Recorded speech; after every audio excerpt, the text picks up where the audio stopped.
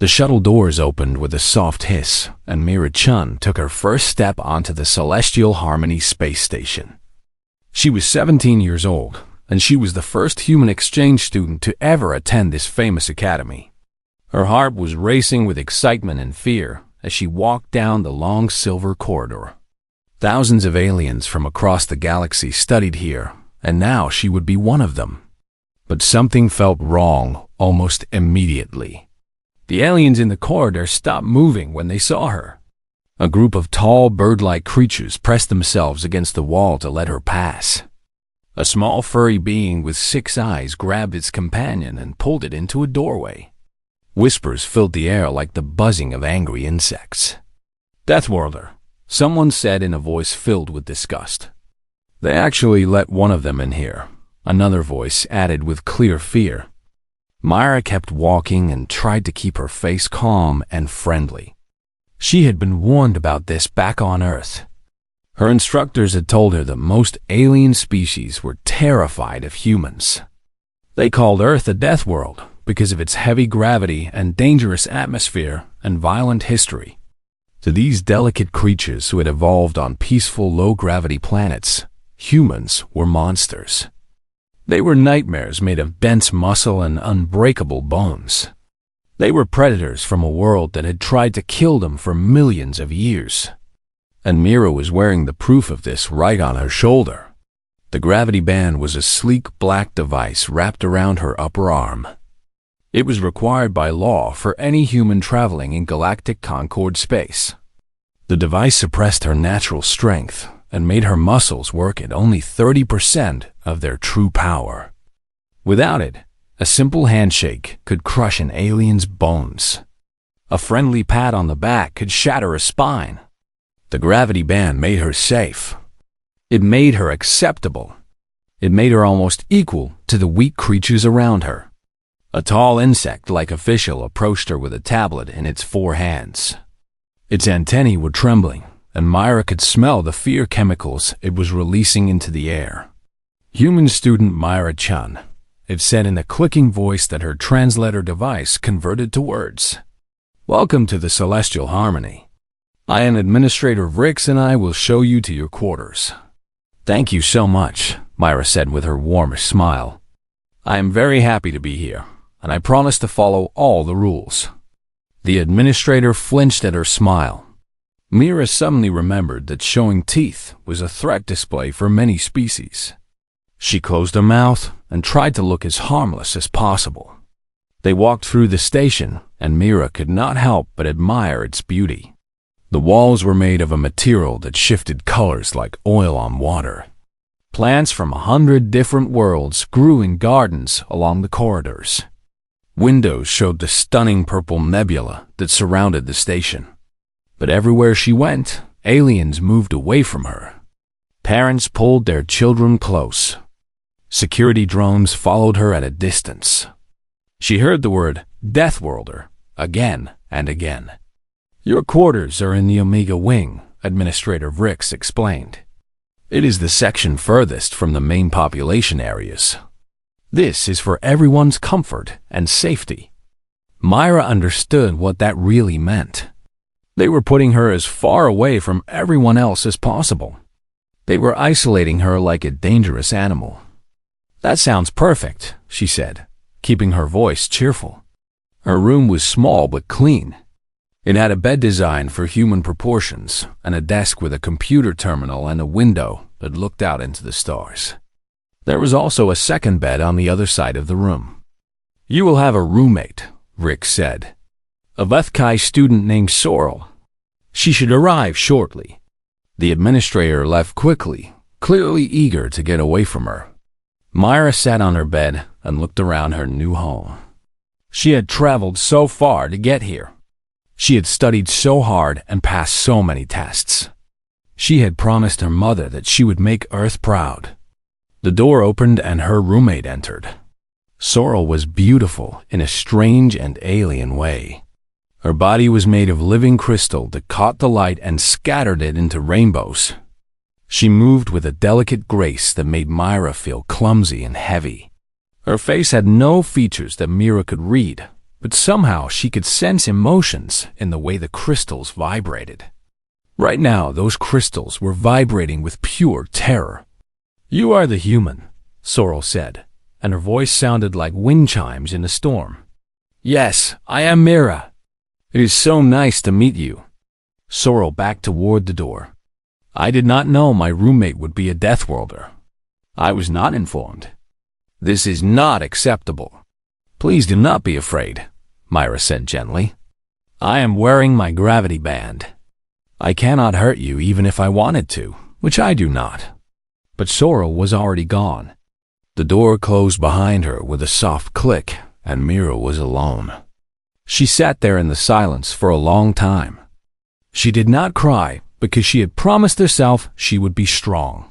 She did not get angry because anger would only prove them right about humans. She just sat and breathed and reminded herself why she was here. Humans had only joined the Galactic Concord 30 years ago.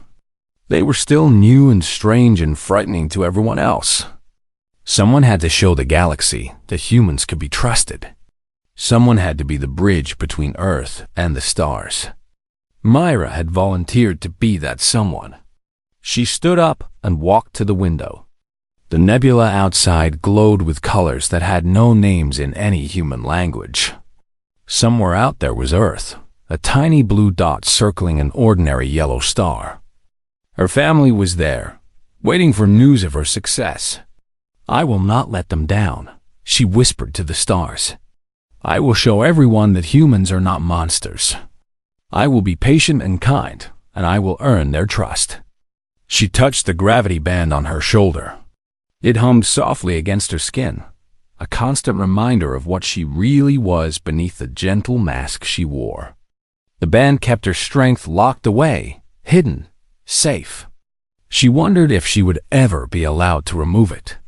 She wondered if anyone would ever see her as more than a dangerous animal in a cage. But those were worries for another day. Right now she needed to rest and prepare for her first day of classes. Tomorrow she would begin her mission to change the galaxy's opinion of humanity. Tomorrow everything would begin. The weeks that followed were some of the hardest of Myra's young life. Every morning, she woke up alone in her room because Sorrel had successfully requested a transfer on the very first day. Every morning, she walked to class through corridors that emptied at her approach. Every morning, she took her seat at the back of the classroom where the instructors had placed her, far away from the other students. But Myra refused to give up. She studied harder than anyone else, and she answered questions when the teachers called on her, and she completed every assignment with perfect scores. Her mind was sharp and quick, and she often solved problems faster than students who had been studying for decades. This did not make things easier. In fact, it made things much worse. "The Deathworlder thinks she is smarter than us," she heard students whisper. "It is not fair that a savage from a primitive world can compete with civilized species." Myra ignored the whispers and focused on her work. She told herself that excellence would eventually earn respect. She believed that if she just proved herself enough times, the other students would accept her. She was wrong. The Torvans noticed her first. They were a species of tall reptilian warriors with 4 arms and scales the color of dried blood. They came from a proud military civilization, and they believed themselves to be the greatest fighters in the galaxy. The idea that a soft pink human could outperform them in anything was an insult they could not tolerate. Their leader was named Crocs, and he was the worst of them all. He was the son of a high commander, which meant he was untouchable. No one would dare punish him for anything he did. He had spent his whole life being told he was special and superior, and he believed it completely. Crocs hated Mira from the moment he first saw her. It started with small cruelties. He would bump into her in the corridors and send her stumbling. He would accidentally knock her materials off her desk. He would make loud comments about the smell of humans whenever she was nearby. "Deathworlders stink of fear and weakness," he would say to his friends while looking directly at her. They should stay on their ugly little rock and leave civilized space to civilized beings.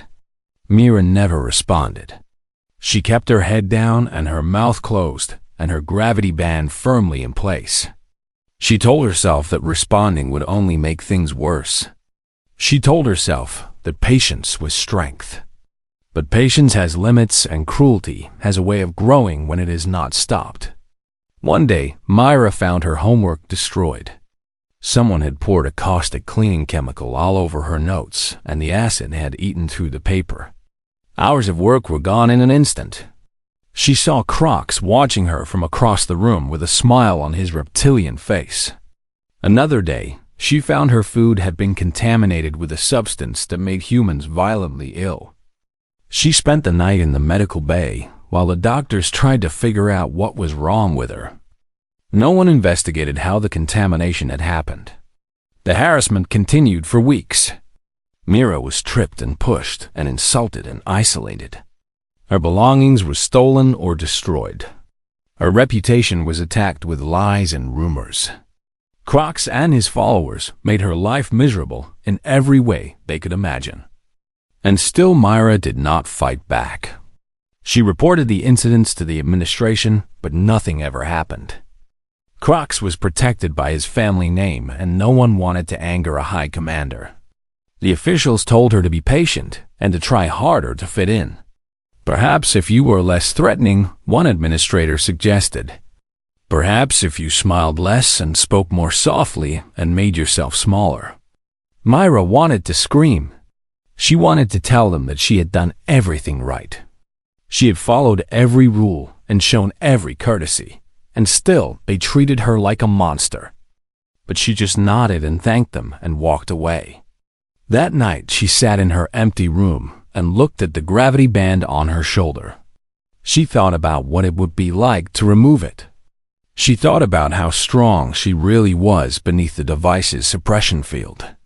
She thought about what she could do to Crocs if she was free. But those thoughts scared her. Violence was not the answer. Her mother had taught her that. Earth's history was full of violence, and it had never solved anything. Humans had joined the Galactic Concord to prove they had evolved beyond their savage past. She could not throw that away because of one bully. So she kept the band on, and she kept her head down, and she kept hoping that things would get better. They did not get better. They got much, much worse.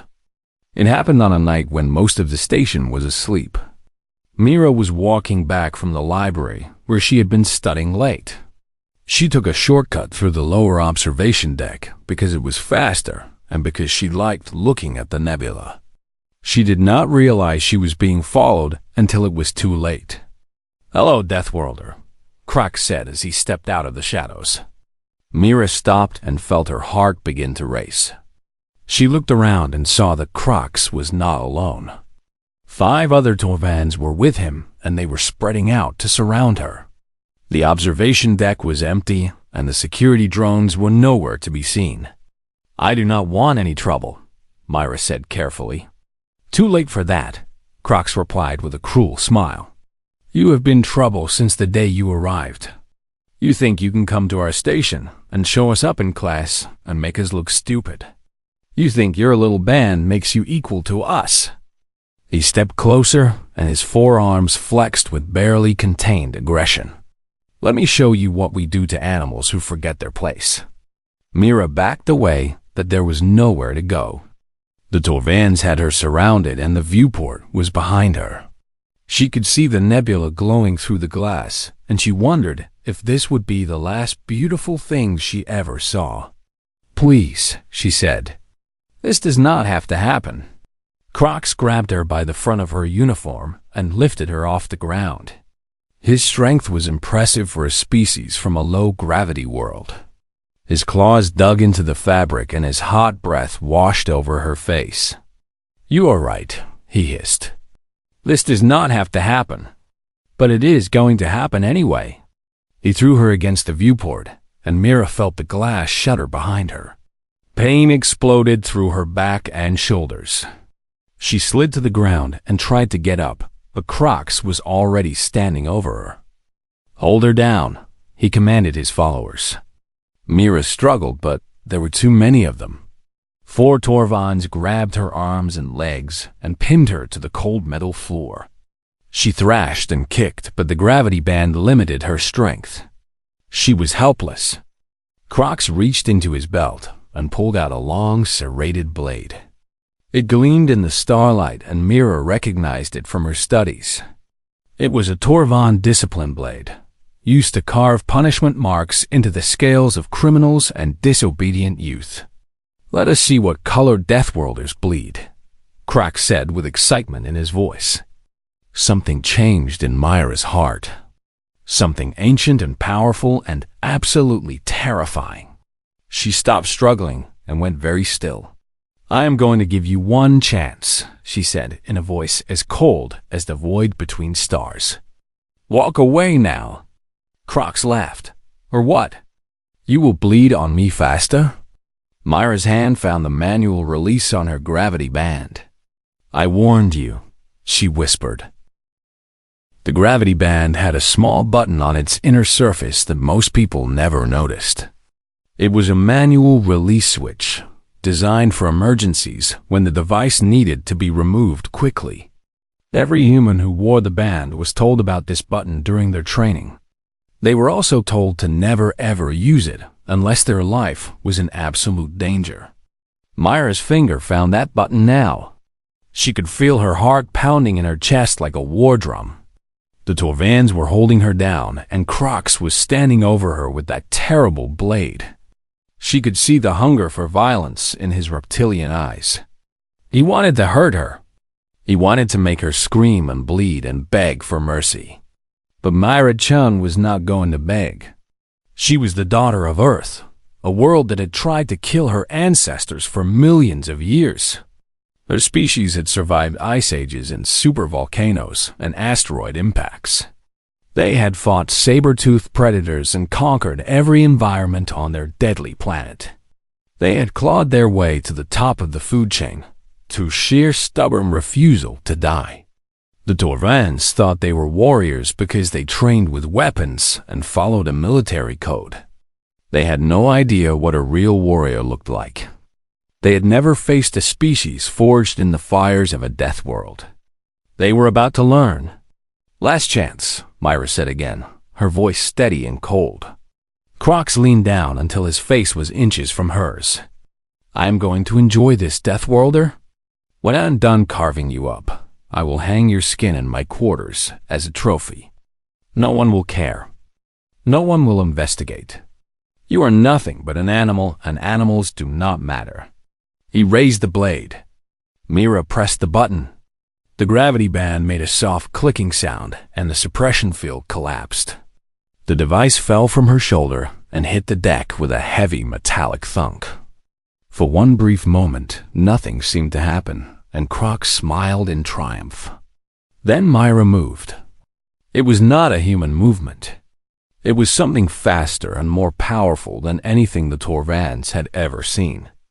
Mira's arms snapped outward with explosive force, and the aliens holding her were thrown across the room like toys. One crashed into a control console with a shattering crack.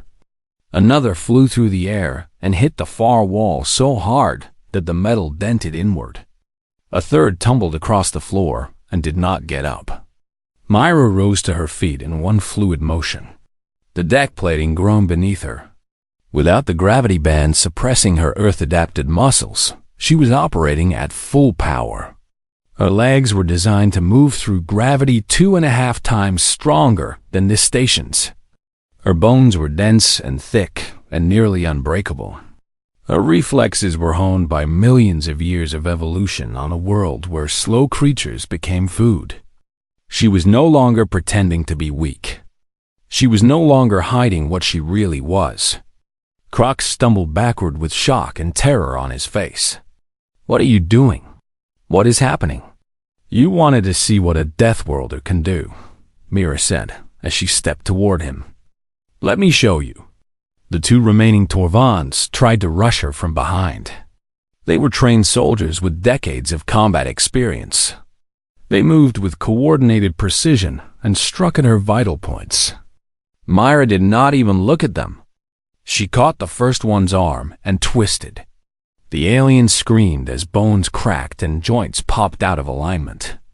She released him and he fell to the ground, clutching his ruined limb. The second Torvan swung a fist at her head, and she simply leaned away from it. Her hand shot out and grabbed his throat. She lifted him off the ground with one arm. His legs kicked uselessly in the air, and his hands clawed at her grip. She held him there for a moment, letting him feel how utterly powerless he was against her. Then she tossed him aside like garbage. Now it was just her and Crocs. The son of the High Commander was shaking. His blade trembled in his hand, and his scales had gone pale with fear. He had spent his whole life believing he was the strongest and the most dangerous creature in any room. Now he was facing something from his worst nightmares. "Stay back," he hissed. "Do you know who I am? Do you know who my father is?" "I know exactly who you are," Myra replied. "You are a bully who picks on people weaker than yourself. You are a coward who attacks in groups and uses your family name as a shield. You are nothing." She walked toward him, and each step made the floor vibrate. Croc swung his blade at her in desperation.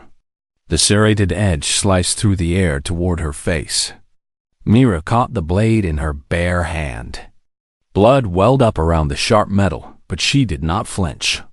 She did not even blink. Her grip tightened, and the blade shattered into fragments.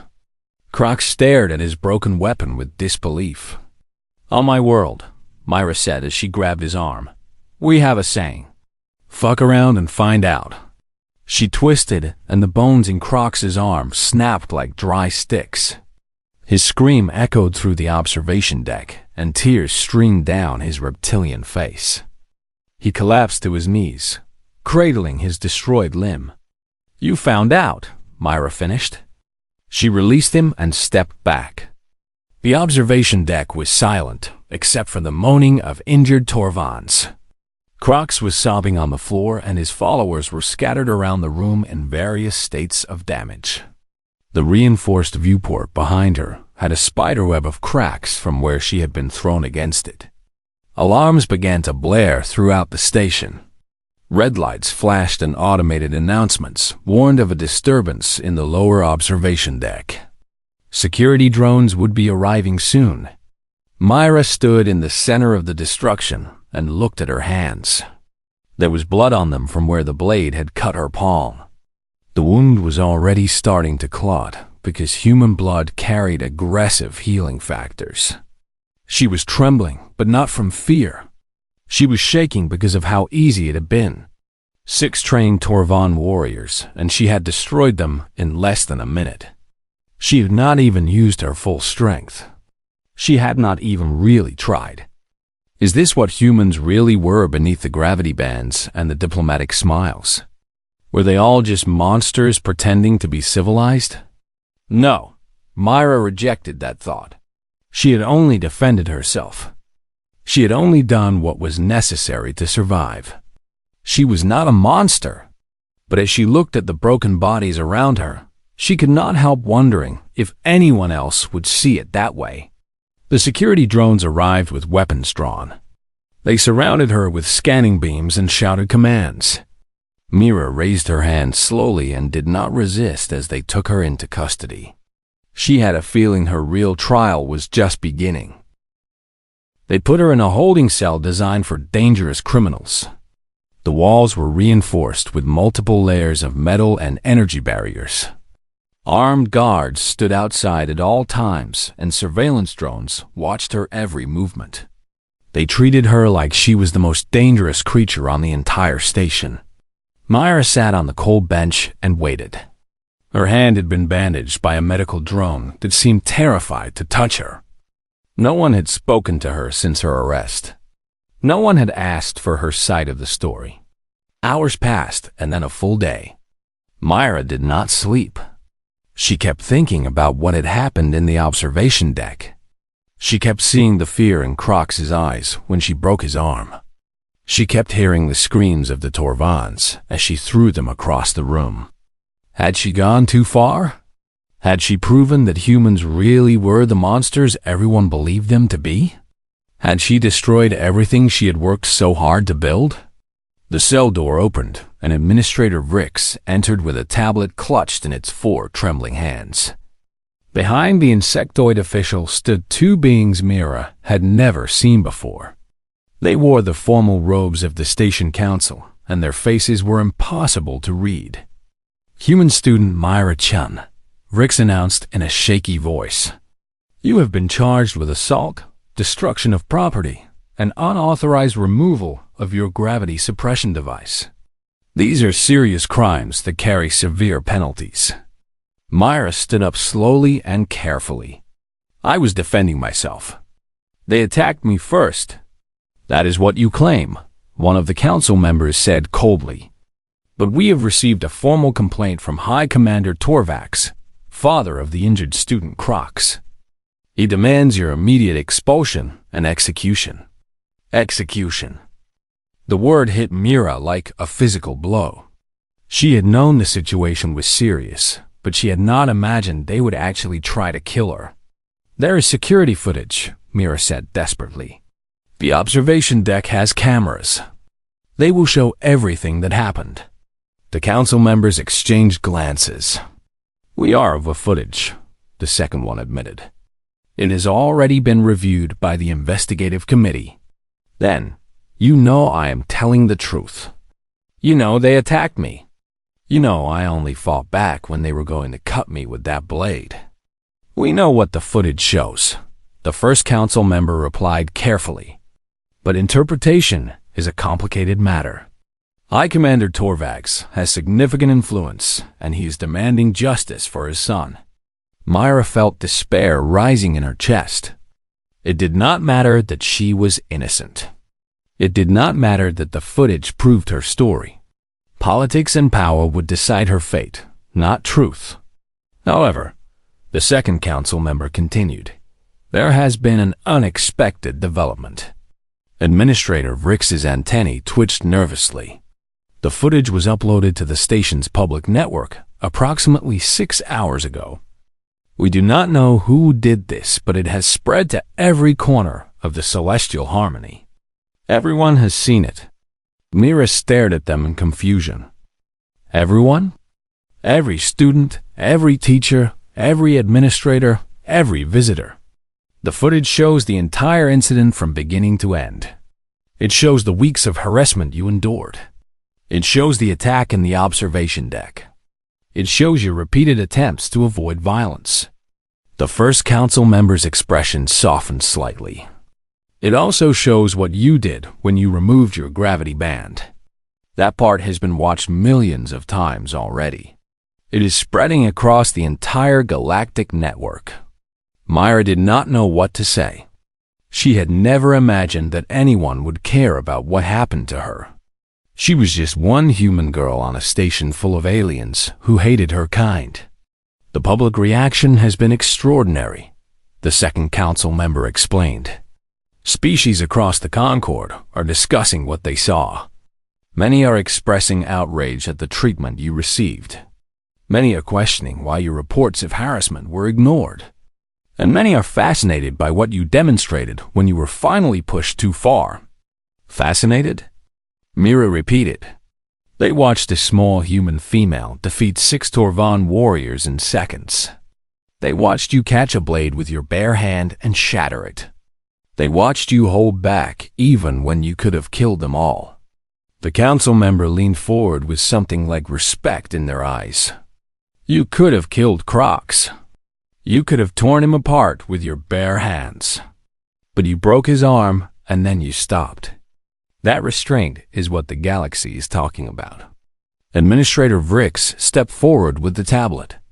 There is a message for you from the human embassy on Earth. Your government has been informed of the situation, and they are sending a diplomatic representative. They have also released a statement. Vrix turned the tablet so Myra could see the screen. There was text in both human English and the galactic standard language. Humans wear gravity bands not because we are forced to, the statement read.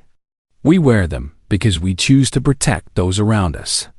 Myra-chan's actions demonstrate both the power and the restraint that define humanity. We stand with her completely. Tears welled up in Myra's eyes. She had felt so alone for so long. She had believed that no one cared what happened to her. But Earth was watching. Her people had not abandoned her. High Commander Torvax is still demanding punishment, the first council member said. But his position is weakening by the hour. The footage has made him look like a villain who allowed his son to terrorize an innocent student. Many prominent voices are calling for Crocs and his followers to face justice instead of you. What happens now? Myra asked. Now, we hold a formal hearing. The second council member replied. All evidence will be presented and both sides will speak. The full council will vote on the outcome. They left her alone again, but this time it felt different. This time, there was hope. Mira sat back down on the bench and thought about everything that had happened. She had come to this station to prove that humans could be trusted. She had wanted to show the galaxy that her species was more than just dangerous monsters. In a strange way, maybe she had succeeded. Not by being perfectly peaceful and passive, but by showing that humans could be powerful and merciful at the same time. The galaxy had seen her strength and her restraint. They had seen her refuse to become the monster they expected. Maybe that was the real lesson. Maybe humanity's greatest power was not their physical strength or their survival instincts. Maybe it was their ability to choose when to fight and when to hold back. The cell suddenly felt less like a prison and more like a waiting room. Whatever happened at the hearing, Myra knew she had done the right thing. She had defended herself without losing herself. And the galaxy had noticed. The hearing chamber was enormous. It was a circular room with seats rising up in tiers like an ancient amphitheater. Thousands of beings had come to watch, and every seat was filled. Species from across the galaxy sat together and waited for the proceedings to begin. Myra stood in the center of the chamber on a raised platform. She was wearing a clean uniform, and her gravity band was back in place on her shoulder. Her hand had healed almost completely, because human bodies repaired themselves with remarkable speed. She looked small and alone in that vast space, but she stood straight and kept her chin high. On one side of the chamber sat High Commander Torvax and his legal representatives. The Torvan military leader was a massive figure, covered in ceremonial armor and medals. His eyes burned with hatred as he stared at Mira. Beside him sat Crocs with his arm in a regeneration cast and shame written across his face. On the other side sat the human ambassador who had arrived just hours ago. She was an older woman with gray hair and kind eyes, and she gave Myra an encouraging nod. The station council took their places at the front of the chamber. There were 12 of them representing 12 different species. They would listen to the evidence and then vote on Myra's fate. This hearing will now begin, the chief counselor announced.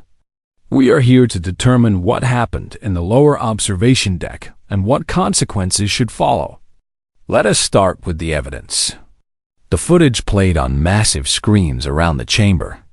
Everyone watched as weeks of harassment were documented. They saw Crocs and his followers tormenting Mira in corridors and classrooms. They saw her belongings destroyed and her food contaminated. They saw report after report filed with administrators who did nothing. Then they watched the night of the attack. They saw 6 Torvans corner one human girl in an empty section of the station. They heard Crocs' threats and his cruel words. They watched him throw her against the viewport and order his followers to hold her down. And then they saw the moment everything changed. The chamber went completely silent as Mira pressed the button on her gravity band. They watched her explode outward with impossible strength. They watched her defeat 6 trained warriors in seconds. They watched her shatter the blade with her bare hand and break Crocs' arm. But most importantly, they watched her stop. She could have killed them all, someone whispered in the crowd. She held back, another voice added with wonder. The footage ended, and the chief counselor called for testimony. High Commander Torvax spoke first. "This human animal attacked my son without provocation," he declared. "She removed her safety device and assaulted 6 citizens of the Concord. This is exactly why Deathworlders cannot be trusted. They are violent savages who will turn on us the moment we lower our guard." "Your son was armed with a blade," a council member pointed out. "He was about to use it on an armed student. Discipline is a Torvan tradition. The Deathworlder needed to learn her place." Murmurs of disgust rippled through the chamber. Many species were disturbed by the idea of carving someone with a blade as discipline. The human ambassador stood to speak. "What we witnessed in that footage was not savagery. It was survival. A young woman was attacked by 6 armed assailants who intended to cause her serious harm. She defended herself using the only means available to her. And when the threat was neutralized, she stopped." She gestured toward Myra. "Humans are indeed powerful. Our homeworld made us that way. But power without control is meaningless." Myra Chen demonstrated perfect control. She used exactly enough force to protect herself, and not one bit more. That is not the behavior of a savage. That is the behavior of a civilized being who values life. More testimony followed. Students who had witnessed the harassment came forward to share what they had seen. Teachers admitted they had ignored warning signs. Administrators confessed they had failed to investigate Myra's complaints. And then something unexpected happened. A crystalline figure rose from the audience and made her way to the speaking platform. It was Sorrel, the Vethkai, who had been Myra's roommate for 1 hour before fleeing in terror. "I want to speak," Sorrel announced, her voice chiming like bells. The council granted her permission. "I was afraid of the human," Sorrel admitted. "I ran away without giving her a chance. I believed all the stories about Deathworlders, and I assumed she must be dangerous." She turned to face Myra directly. "I was wrong. I watched the footage like everyone else. I saw how she was treated. I saw how patient she was. I saw how hard she tried to avoid violence, even when violence was being done to her." Sorrel's crystal body flickered with emotion. "She is not a monster. She is a person who was pushed beyond her limits and still chose to be merciful. I am ashamed of how I treated her, and I am ashamed of how this station treated her. If anyone deserves punishment, it is those of us who failed to see her humanity." The chamber erupted in applause. Species who had spent their lives fearing humans were clapping for a human.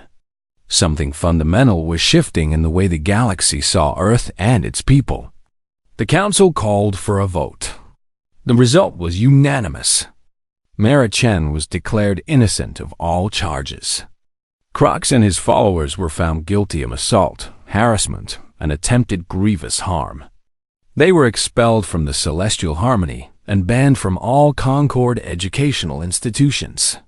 High Commander Torvax's complaints were dismissed with prejudice. But the most important outcome was not official.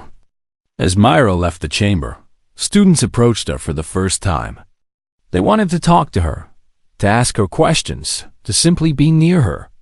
A young being from aquatic species told her she was inspiring. A group of academic scholars invited her to join their study group. Even some Torvans, disgusted by Crocs' behavior, offered apologies on behalf of their species. Sorrel caught up with her in the corridor. "I know I have no right to ask," the Vethkai said nervously. "But my new roommate is transferring to another station. Would you consider moving back to our original quarters? I would like a chance to start over." Myra smiled, being careful not to show her teeth. "I would like that very much." They walked together through the station that had once felt so hostile and cold. Students no longer fled from Myra's approach.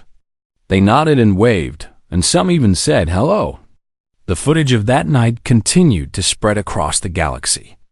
Billions of beings watched a human girl face impossible odds with courage and restraint. They saw strength tempered by mercy. They saw power controlled by choice. And slowly, the galaxy began to understand what humanity truly meant. Mira touched the gravity band on her shoulder and smiled. She was still the same person she had always been. The band did not change who she was. It simply gave her a way to protect others from a strength she had not asked for. Humans were not monsters. They were guardians who chose to be gentle. They were warriors who chose peace. They were Deathworlders who chose life. And Mira-chan had shown the entire galaxy what that choice looked like. Our mother would be so proud.